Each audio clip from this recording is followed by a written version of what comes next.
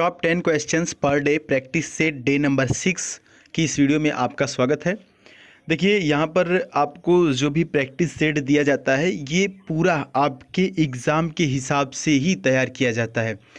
जिस हिसाब से आप कमेंट करते हैं कि सर मेरा फिल इन द ब्लैंक्स में ज़्यादा एरर होता है, कुछ बच्चे कमेंट करते हैं कि मेरा फाइंड द एरर में ज़्यादा एरर होता है, उसको हम नहीं कर पाते हैं, तो इसलिए इन दो क्वेश्चनों का जो है कि तीन तीन क्वेश्चन हम इसमें देते हैं। यानी कि जो भी सेक्शन आपका कमज़ोर रहता है उस पर ज़्यादा काम किया जाता है, उस हिसाब से ये प्रैक्टिस सेट हम आपको डिज़ाइन करके देते हैं।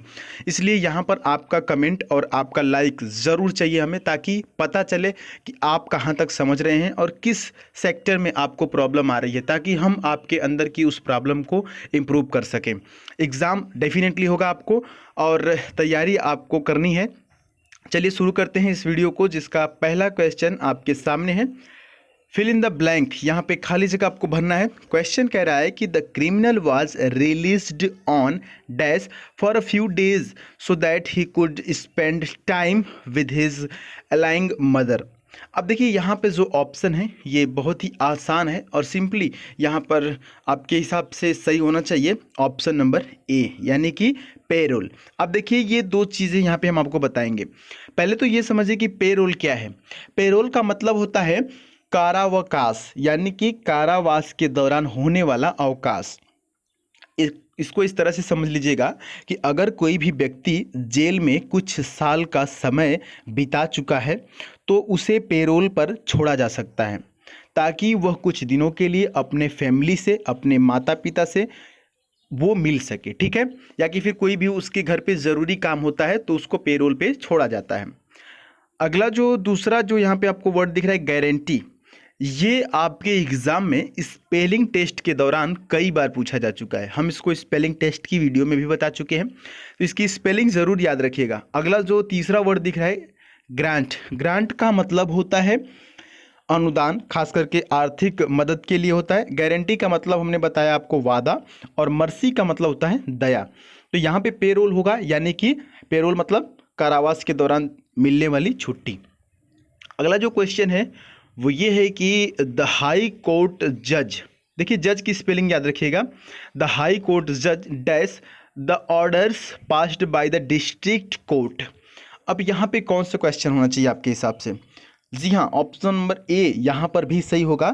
क्वेश्ड, क्वेश्ड का मतलब होता है खारिज करना, यानी कि जो हाई कोर्ट ने है वो डिस्ट्रिक्ट कोर्ट के जजमेंट को क्या किया, खारिज कर दिया। अब देखिए यहाँ पे जो दूसरा ऑप्शन है ये भी इंपॉर्टेंट है। यहाँ पे स्क्वाश्ड, इसका मतलब होता है कुचल देना। दोनों की स्पेलिंग लगभग सेम है, यहाँ पे एस पहले आया है, ठीक है। तीसरा जो वर्ड है किल्ड का मतलब होता है जान से मार देना, और रेंटेड का मतलब होता है किराए पर। उम्मीद है कि आपको समझ में आया होगा। अगला जो क्वेश्चन आपके सामने है, the department has dash a complaint against mister Baxi. अब देखिए यहाँ पर जो कंप्लेन की बात की जा रही है, तो बक्सी के खिलाफ जो कंप्लेन किया गया है वो क्या किया गया, दर्ज किया गया है। तो कभी भी कंप्लेन दर्ज करने के सेंस में रजिस्टर्ड का प्रयोग होता है, यानी ऑप्शन नंबर बी, रजिस्टर किया जाता है, केस फाइल किया जाता है और कोई भी कंप्लेन रजिस्टर किया जाता है। और एक्सप्रेस्ड का मतलब आपको पता ही होगा कि व्यक्त करना, इन्फॉर्म का मतलब होता है सूचित करना, और नोटेड का मतलब होता है ध्यान देना। तो यहाँ पे ऑप्शन नंबर बी सही हो जाएगा। उम्मीद है कि आपको समझ में आया होगा। अगला फाइंड द एरर से है, please put on a note declaring that Monday will be a holiday. अब यहाँ पे आपको बताना है कि किस पार्ट में एरर है। तो देखिए यहाँ पर बहुत ही आसान है, ऑप्शन नंबर ए में एरर है, यहाँ से यहाँ के बीच में। अब वो एरर क्या है देखिएगा, पुट ऑन लिखा हुआ है ना, जबकि पुट ऑन नहीं होगा। एक बात का ध्यान रखिएगा कि कुछ भी लिखने के लिए राइट डाउन का प्रयोग करते हैं, लेकिन नोट बनाने के लिए, जो नोट्स आप बनाते हैं उसको बनाने के लिए मेक अ नोट बनाया जाता है, लिखा जाता है मेक अ नोट, क्योंकि नोट बनाया जाता है, इसलिए मेक अ नोट का प्रयोग करेंगे। प्लीज मेक अ नोट, ठीक है। चलिए अगला जो क्वेश्चन आपके सामने, we are pleased that our daughter is married with such a nice man. यहाँ पर किस पार्ट में एरर है? यहाँ पे ऑप्शन नंबर बी में सही हो जाएगा, यानी कि मैरिड के बाद यहाँ पर किस चीज़ का प्रयोग होगा, टू का प्रयोग होगा। जी हाँ, उम्मीद है कि आपको ये पता रहा होगा। Daughter is married to such a nice man. बहुत इजी था। अगला जो क्वेश्चन है वो है कि was it him that the teacher punished for not submitting his project on time. No error. यहाँ पर ऑप्शन नंबर ए में सही हो जाएगा, क्योंकि यहाँ पर क्या गलती है, इट इज़ हिम नहीं होगा, इट इज़ ही होगा। देखिए, खास करके जब भी ऐसी सिचुएशन में आप सब्जेक्टिव केस का प्रयोग करते हैं, जैसे बहुत से लोगों के मुंह से आप सुनते हैं कि वो बोलते हैं कि मी, जैसे अपने आप को उनको इंडिकेट करना होता है तो बोलते हैं मी, लेकिन ये गलत होता है। जब भी आपको अपने आप को इंडिकेट करना होगा तो आप आई लिखेंगे। जैसे मान लीजिए कोई भी, कभी कभार हम देखते हैं कि जो लोग फोटो वगैरह अपलोड करते हैं अपना फेसबुक वगैरह पे या फिर कहीं पे भी, तो वो खास करके लिखते हैं मी, ठीक है। जब वो रहते हैं उस फोटो में तो बोलते हैं मी, लेकिन ये पूरा ग्रामेटिकली गलत होता है। अपने आप को इंडिकेट करने के लिए आप आई लिखेंगे, ठीक है। शुरुआत में ऑब्जेक्टिव केस नहीं लगाया जाता है, सब्जेक्टिव केस बेटर होता है, ग्रामेटिकली सही होता है। उम्मीद है आपको समझ आया होगा। वाज इट ही होगा यहाँ पर। चलिए अगले क्वेश्चन की तरफ बढ़ लेते हैं। Select the word with the correct spelling. यहाँ पे सही स्पेलिंग आपको चूज करना है कि कौन से ऑप्शन में सही स्पेलिंग दिया हुआ है। तो यहाँ पर आपको बताना होगा कि किस ऑप्शन में सही स्पेलिंग दिया हुआ है। जी हाँ, यहाँ पर जो ऑप्शन नंबर सी है वही सही है। यहाँ पे जीबर्ड इसको पढ़ेंगे, GIBBERED, जीबर्ड पढ़ेंगे। जीबर्ड का मतलब होता है बड़बड़ाना। अगला क्वेश्चन है सेलेक्ट द एंटोनिम। यहाँ पे आपको एंटोनिम बताना है। ये जो वर्ड आपके सामने दिख रहा है, अबोमिनेबल। अबोमिनेबल का मतलब होता है घिनौना। उल्टा क्या हो जाएगा, मनमोहक या मन को मोह लेने वाला, जो कि अट्रैक्टिव होता है। ऑप्शन नंबर ए यहाँ पर सही हो जाएगा।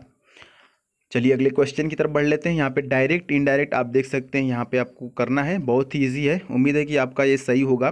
कह रहा है कि he said to me comma her comma inverted comma I will do it now or never. बहुत ही इंपॉर्टेंट चीज़ है यहाँ पे। ऑप्शन नंबर डी सही हो जाएगा। क्यों, क्योंकि आई सेड टू को चेंज करेंगे टोल्ड में, हर कामा इन्वर्टेड कामा की जगह क्या आएगा, दैट आएगा, और आई तो आई रहेगा, और विल का वुड हो जाता है डू। चूंकि ये तीसरे में भी सारी चीज़ें मिल रही थी, लेकिन यहाँ पे नाट आ गया था, इसलिए ये नहीं हुआ, ठीक है। I would do it then, now को देन में चेंज करते हैं, ठीक है, और नेवर। तो यहाँ पे ऑप्शन नंबर डी बिल्कुल सही है। उम्मीद है कि आपको भी ये समझ में आया होगा। इनडायरेक्ट बनाते हुए नाउ का देन कर देते हैं। अगला जो है कि आपको इडियम बताना है। ये हम पहले भी करा चुके हैं, बहुत ही इंपॉर्टेंट है, आपके एग्जाम में भी आ चुका है। यहाँ पे smell a rat. Smell a rat का मतलब, जो भी बच्चे पहले से पढ़े होंगे पता होगा। स्मेल अ रैट का मतलब होता है टू सस्पेक्ट, यानी कि संदेह करना। किस ऑप्शन में, आपको ऑप्शन नंबर बी में ये चीज़ दिख जाएगा, to begin to suspect trickery और डिसेप्शन। अब इसका मतलब होता है कि छल या धोखे से किसी चीज़ पर, किसी पर शक करना। अब देखिए, खास करके कभी कभी जो आपके ऑप्शन मिलते हैं उसमें ये सब चीज़ें हो सकता है कि नहीं रहे, लेकिन टू सस्पेक्ट जरूर आपको देखने को मिलेगा। जब स्मेल राइट रहेगा तो ऑप्शन में आपको टू सस्पेक्ट जरूर देखने को मिलेगा। तो जिसमें टू सस्पेक्ट होगा वही सही होगा। इसका मतलब ये होता है कि संदेह करना, स्मेल राइट। उम्मीद है कि आपको ये 10 चीज़ें समझ में आई होंगी। और साथ ही साथ यदि आप अपने सपनों को जिंदा रखना चाहते हैं, आप डेली मोटिवेटेड रहना चाहते हैं, तो हमारे इंस्टाग्राम से आप जुड़ सकते हैं। वहाँ पे जाके आपको द सुधीर पांडे सर्च करना होगा, उसके बाद आप हमें फॉलो कर सकते हैं। हम डेली आपको वहाँ पर मोटिवेट करने की कोशिश करते हैं, डेली आपके सपनों को याद दिलाने की कोशिश करते हैं। चलिए मिलते हैं नेक्स्ट वीडियो में, तब तक के लिए जय हिंद, वंदे मातरम।